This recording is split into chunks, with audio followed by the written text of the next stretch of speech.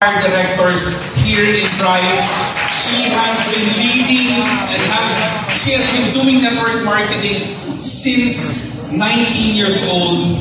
Ang tagal niya nang ginagawa to, and grabe na po yung naging career niya sa ganitong business. She has mentored so many multi-millionaires right now, and I'm so proud that she is here, and I'm so proud to call her my wife. Let's all welcome.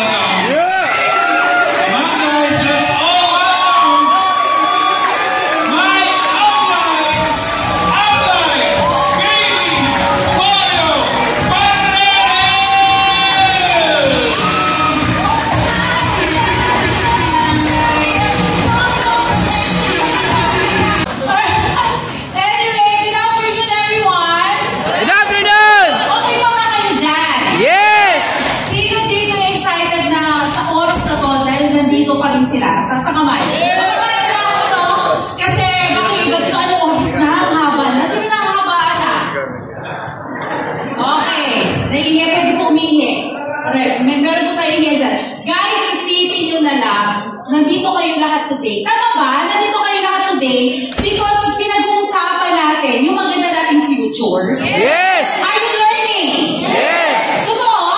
Yes! Kasi kung hindi mo kayo natututo dyan, I'm sure isa ka sa pinaka-naiinis na nakaupo dyan. Yes or yes? Yes! Tingnan mo lang katabi mo kung naiinis na na-excite. Ano scenario nila? Na-excite? Well, tatandaan nyo guys, hindi po namin hawak ang buhay nyo.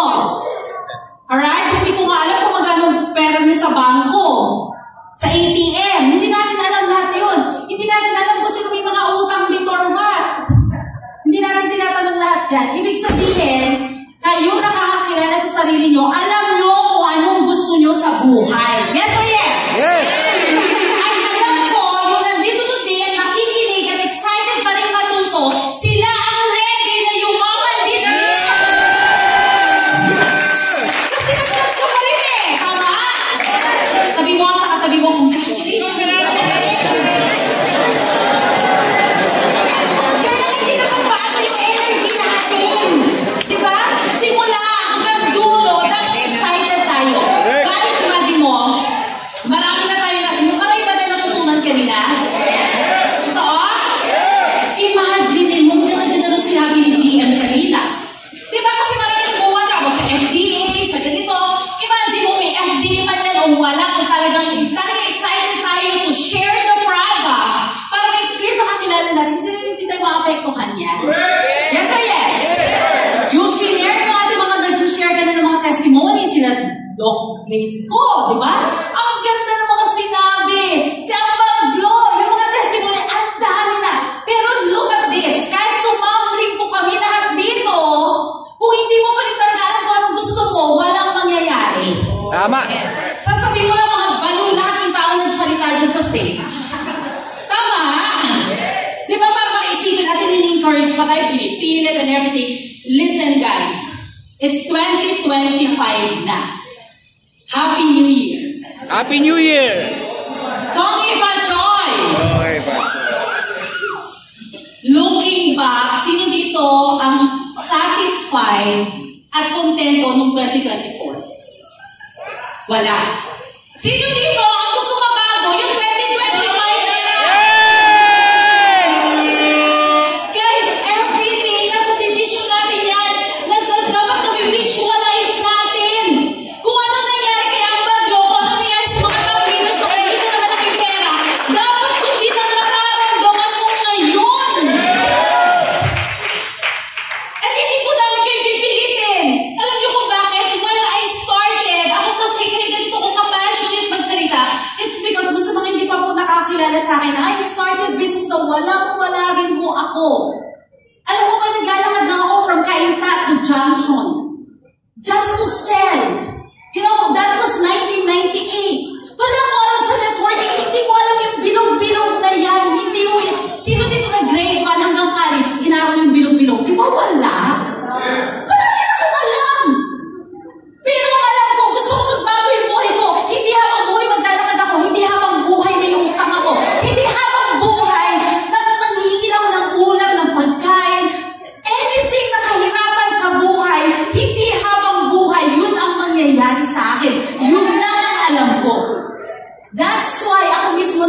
sarili nyo na kailang mabago lahat yun. And ang pinaka-point lang dyan is you have to be self-motivated. Talagang mag-isang, alam mo, yung mga pinakita na ang bagyo, grabe talaga yun.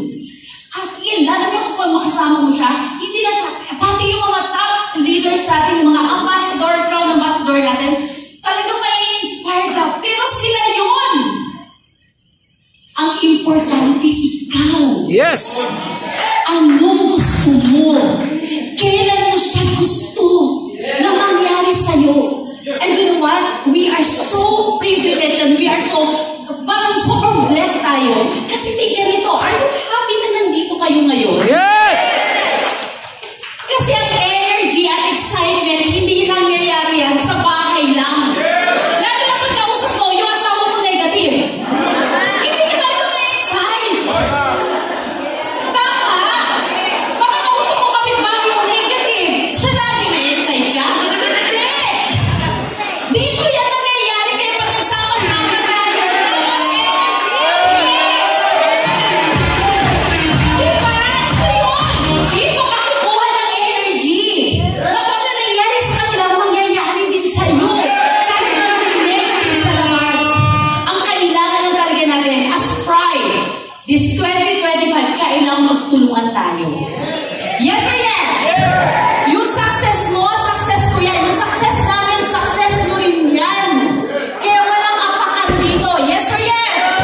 We need to protect our people. Everybody in the pride. Kaya kung may gagawa ng mali, lahat yun, kailangan pagsabihan natin. Kailangan magtulungan natin lahat yun. At kung may gumagawa ng tama, gayahin natin. Yes or yes? Kaya guys, no, ako, for 2025, ako ang prayer ko lang talaga. Alam mo nakikita namin, sa totoo lang, sa normal na business, talagang ganyan yan. Gaganyan din yan. Pero we will never stay there. Kasi at the end of the day, tayo pa rin. Sa lugar nyo, sa mga kakilala nyo, kahit sa tayo magpunta, definitely, I really believe we will surely fly. At hindi kami papayag na walang nangyayari sa atin. Who is with me? Diba? Kaya natin to? Yes! Grabe yung pahawis ko sa kilikili ko lahat. Lumalabas na. Kasi nga, kung hindi ka na-excite, tumawa ka, may iwanan ka talaga. Diba? Kung nag-wonder ka na, bakit sila excited? Nako. Diba? You're missing a lot.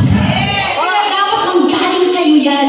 I pray na paglabas mo dito, ikaw mismo ma-excite ka because you know the direction now. Alam mo yung mga BOD natin, maraming magagandang plano para sa inyo.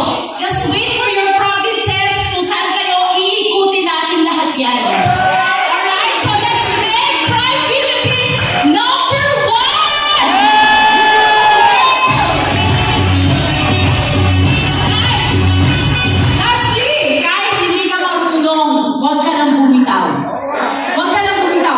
Si Norman kanina nag-share, walang alam mo na mahirap mag-Tagalog. Bisaya daw siya.